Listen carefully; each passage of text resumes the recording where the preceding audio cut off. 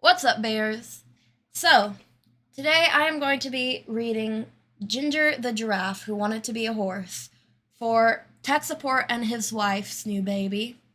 And they've been wanting me to read this book for a while now. I hadn't gotten around to it, but I didn't forget, and I am going to be reading it today. So, this is Ginger the Giraffe Who Wanted to Be a Horse, written by Andrew Torba and illustrated by Disco. Shout out to Disco, by the way.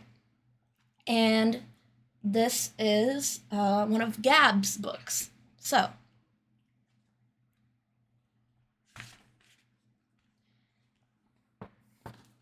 Ginger the Giraffe Who Wanted to Be a Horse by Andrew Torba. Once upon a summer, in a land filled with rolling hills and green pastures, there lived a giraffe named Ginger. Ginger was different from the other giraffes. She didn't want to be a giraffe. Instead, she dreamed of being a horse. And you see, we've got little Ginger over here thinking, I want to be a horse. Every day, Ginger would put on a saddle and try to neigh like the horses. Looks rather silly, doesn't she? She would eat grass like the horses, instead of delicious leaves. She would prance around, trying her best to fit in with the herd. And you see, we've got Ginger over here. She's prancing around with all the horses. And they look a little confused. But when Ginger tried to gallop, she would trip over her reins. They were too long because of her long neck. Oh, that looks a little painful, doesn't it? Poor Ginger. The horses couldn't help but laugh at the sight. They're over here laughing amongst themselves like, that's not a horse. Silly giraffe. One day, a cowboy came along and tried to ride Ginger like a horse. But every time the cowboy tried to sit on Ginger's back, he would slip right off. Her back was like a slide. Whoa! Looks like he's about to get hurt. Oof. Not a good idea to ride a giraffe. Either way, guys, don't try to do that. The horses all laughed at her clumsy attempts to be like them. It's silly Ginger. The summer was hot. There wasn't any rain.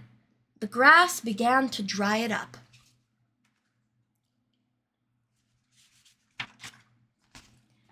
Each day there was less and less. The nearby streams and rivers ran dry. Ginger the giraffe and the horses were very hungry. You see them all over here. The poor animals have nothing to eat.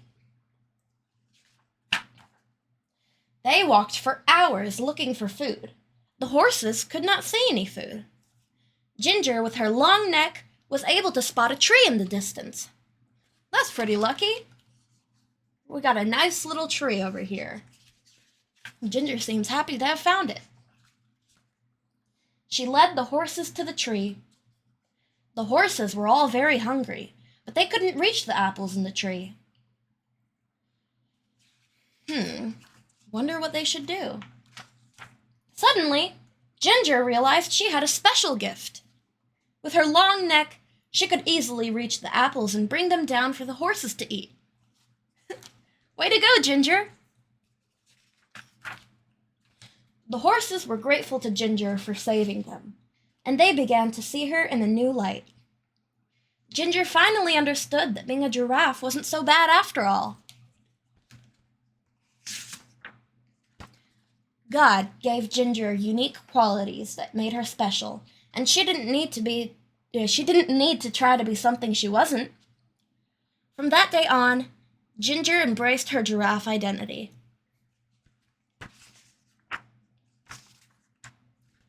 One day, she began to pick apples for others who couldn't reach them. Her children. The end. That is just a wonderful story, isn't it? And I think Ginger finally realized that being a giraffe wasn't so bad after all. Imagine you're a puzzle piece, specially crafted by God. You have your own individual shape.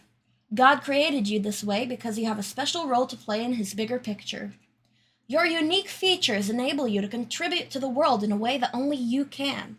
So, embrace your one-of-a-kind design, because it's a divine gift that allows you to fulfill your special purposes in God's plan. Christ is King. The end. And, as always, stay awesome, stay positive. I love you all, and I'll see you in the next one. Good night, bears.